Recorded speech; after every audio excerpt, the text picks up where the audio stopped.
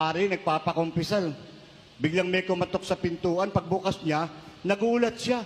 Lalaki yung kumakatok, puro dugo damit. May takma ba, puro dugo. Sabi ng pare, ba't puro dugo ka? Father, nakapatay po ako ng tao. Ba't mo pinatay? Father, nag-uusap lang naman kami. Nauwi sa pagtatalo. Ayaw niya pong magpatalo, Father. Kaya pinatay ko na lang siya. Ano naman ang pinag-uusapan yung nauwi sa pagtatalo para maging dahilan para patayin mo? Pinipilit niya yung kanya, Father. Sabi niya kasi, meron daw Diyos, may Diyos daw. Sabi ko sa kanya, walang Diyos, wala. Pinipilit niya talaga ako, Father. May Diyos nga, may Diyos. Sabi ko, wala nga.